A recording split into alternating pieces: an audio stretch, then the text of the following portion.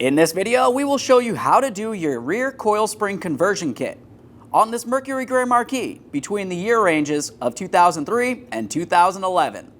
This will be located on the rear differential between that and the frame of the vehicle. Let's get started. Okay friends, it's time to get started on our job. The first thing that I want to mention is we are going to have to start lifting up the rear of the vehicle by the frame. So the rear suspension will be hanging down, taking pressure off of it. Now, once you're in an area that you can do that, the next thing that you want to think about is there can be no air pressure inside of the air suspension system. Commonly, if you're replacing this part, it's due to the fact that there isn't any pressure inside here. If your vehicle's hanging down like this, generally you should be all set. Otherwise, it's a good idea to make sure you vent out that air. You can do that using a scanner of some sort. Not everybody has one of these, so what we'll do is make our way under the hood and show you a different way with a power probe. Let's make our way over and connect that power probe and then go over to the air filter housing. Over in this area, let's continue on with a small pocket screwdriver. We're going to disconnect the mass airflow sensor. You need the pocket screwdriver because there's a small red locking tab underneath this area that you have to dislodge. I'll make my way right under here, get onto that tab, and gently pull it away. Once you have that dislodged, go ahead and use your index finger along the bottom to squeeze the locking tab and gently pull this off. There's the tab right there. After you have it disconnected, just give it a quick check for corrosion. Assuming it looks good, you can set that aside. Now we can start removing the air inlet from the top of the air filter housing. For this, you can use a flathead screwdriver or an 8mm socket. Loosen that clamp. We'll give this a little wiggle to break it free.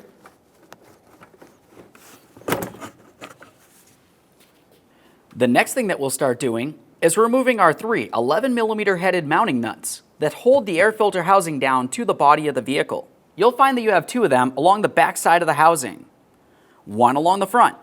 Remove all three.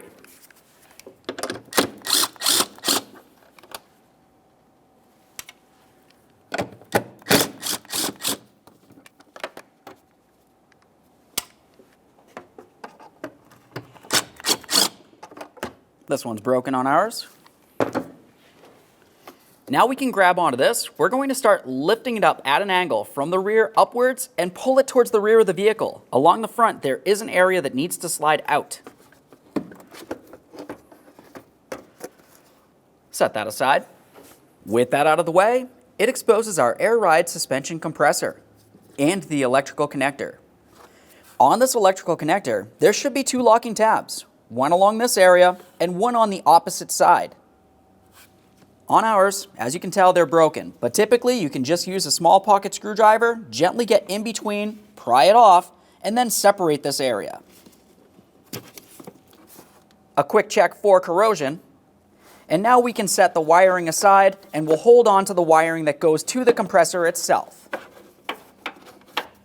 Looking at this electrical connector, you can see that it has 4 wires. There's only 2 wires that we want to pay attention to at this moment, the green wire and the blue wire. What we need to do is look at the inside of the connector here. You're going to find the 2 tabs that align with each of those wires. Let's take our power probe and we're going to use the ground wire and go into the prong with the green wire here. Just line that up, slide it right into place. With that in there, in the ground position, we'll continue on with the power probe and power up that blue wire. When you do, you should hear some noise coming from the vent valve.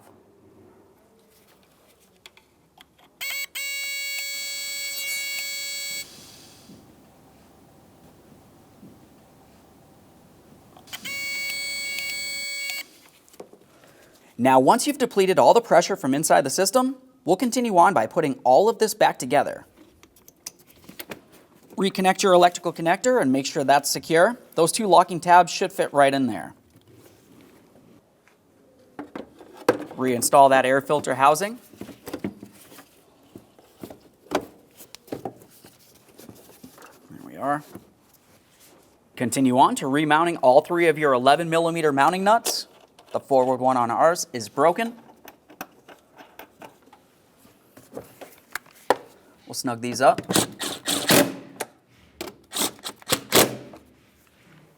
Tighten the clamp between your air inlet tube and the upper air filter housing. It's important to make sure this is nice and tight so no dirty or unmetered air makes its way into the engine. Continue on to the mass airflow sensor. For the mass airflow sensor, we'll make sure that we have the locking tab facing down. Once we press this all the way in, it's important to make sure that you press that red locking tab towards the mass airflow sensor. Make sure it's secured. Got a little click there. Lock it in, give it a wiggle. Let's remove our power probe from this area. Continue on to making your way to the trunk. We'll switch off that air suspension. Continue on to safely raising the vehicle by using the frame with the suspension hanging. Once you've done that, we're going to continue on by looking up above the tire, above the frame, and you'll find the area where the air shock goes into. Now we'll use some needle nose pliers. Looking up along the top area of the frame, you can see this little nub. That's the top area of the air shock. There's a metal locking clip that holds this in place. We'll use the long nose pliers to try to grab that clip and slide it out of position. This part can be a little bit difficult.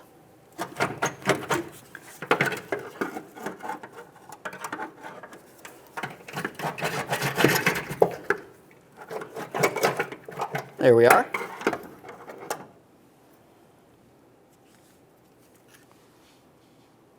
You want to make sure you give this a good inspection. Make sure it is still reusable. Set it aside.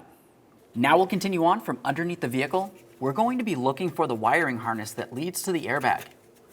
On this, you're going to find that you have two locking tabs, one on the forward aspect of this connector and one towards the rear. You want to gently try to separate those just a little bit, and once you've done that, you should be able to pull the electrical connector off of the area. Once it's off, just give it a quick check for corrosion. There's that, quick check for corrosion, set it aside. Now it's time to continue on to the air connector. For this, you'll find that you have a metallic tab just along the top of it. Use a small screwdriver or a pick and gently pry this out of position, unlocking it.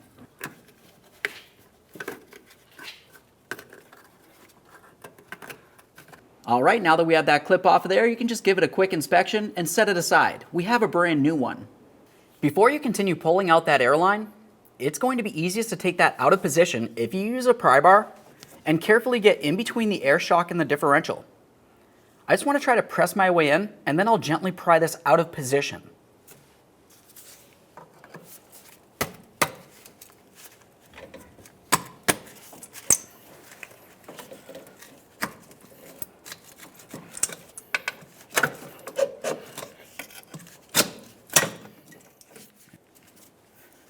Now I'll grab onto this, and I'm going to start bringing it down and out diagonally, keeping in mind that the airline is still attached along the top. With this down, we have clear access to removing the airline from this. Now what we need to pay attention to is this tan/white area right here. We're going to have to grab onto this with some pliers and gently twist it counterclockwise. While we're doing this, we're going to pay attention inside of this area. There's a little locking tab that has to make its way counterclockwise this way, up a little bit, over again, and then completely up and out. That's how this airline is locked into place.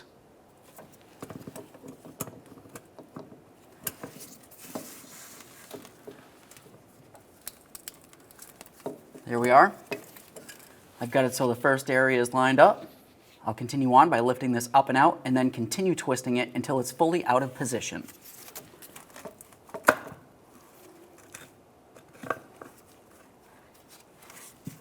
Once you have the airline out of there, it's a good idea to give this a quick inspection.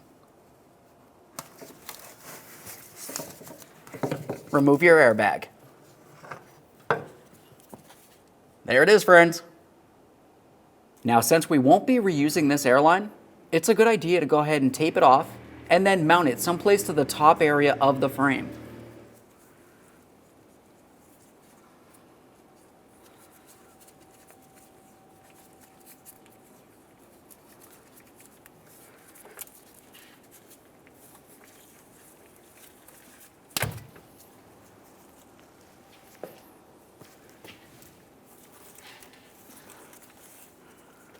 We'll use a wire tie for this.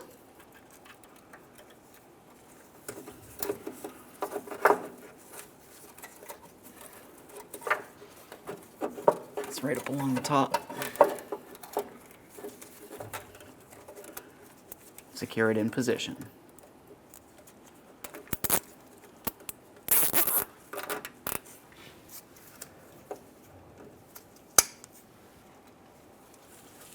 Let's also secure the wiring for this. Just use some electrical tape for that.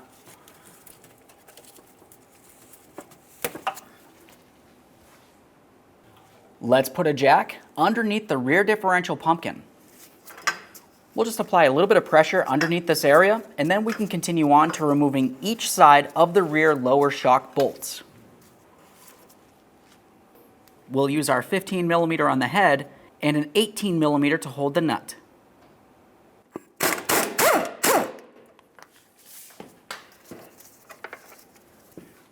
Inspect the hardware as you remove it, replace it as necessary. Now we can separate this side, do the same on the other side of the vehicle.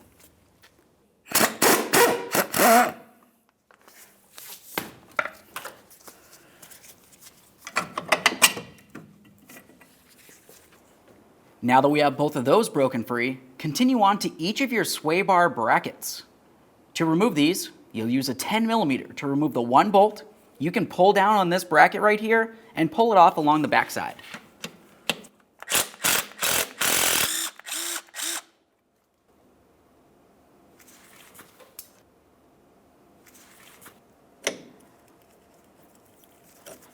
There we are.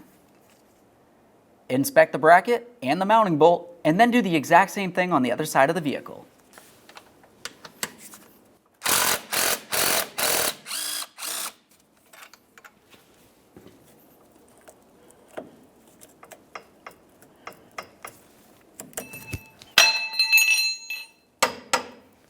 Now we can start lowering down the entire rear differential, being extremely careful for each one of our brake flex hoses.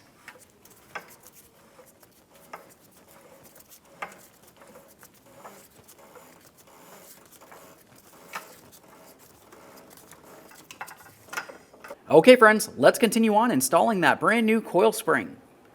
You'll notice looking at one end of it, this coil area is larger than the other side.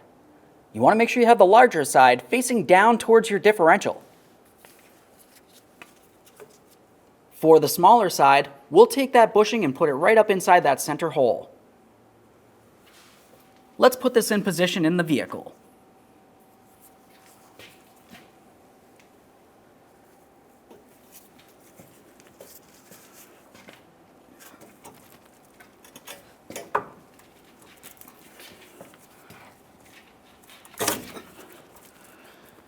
There we are. Should fit in nice and tight. Double check to make sure it's seated along the top and along the bottom. Now at this point, you want to do the exact same thing on the other side of the vehicle. Now before we jack this up, I just want to show you this area along here. This is where the sway bar bushing and the bracket is going to need to go. You'll find on the bracket, you have those two little ears that protrude outward. You need to make sure it fits up inside the groove. You can wrap it around that bushing and then start in the mounting bolt.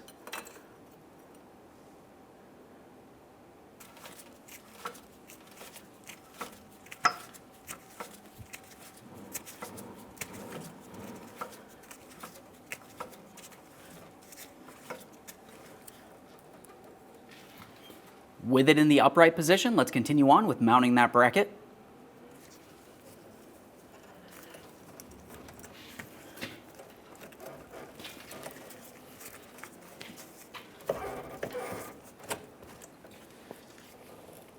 Start in our mounting bolt.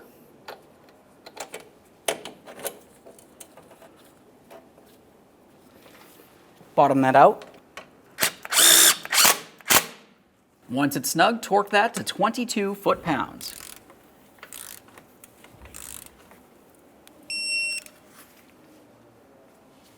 Do the same on the other side of the vehicle. Once you have both sides settled in, we'll continue on to the rear shock. Let's get this aligned. Put our 15mm headed bolt right on through here. Start on the 18mm nut. If you want to use some thread locker, we'll call it your prerogative. Use our 18mm wrench to hold the nut, snug the bolt, and then torque it to 66 foot-pounds.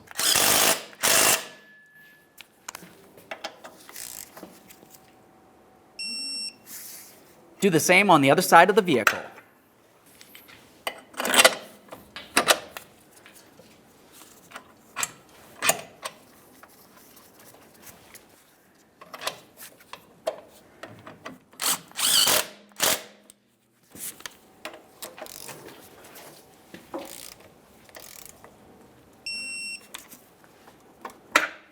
Perfect.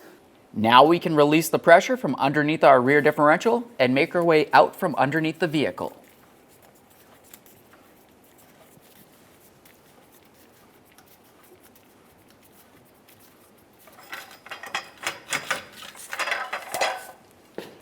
Okay friends, we fully installed our air shock conversion kit.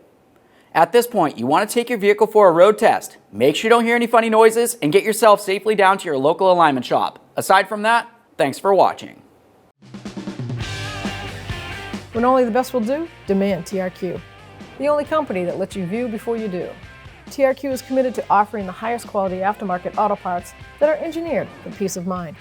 Thanks for using and viewing with TRQ.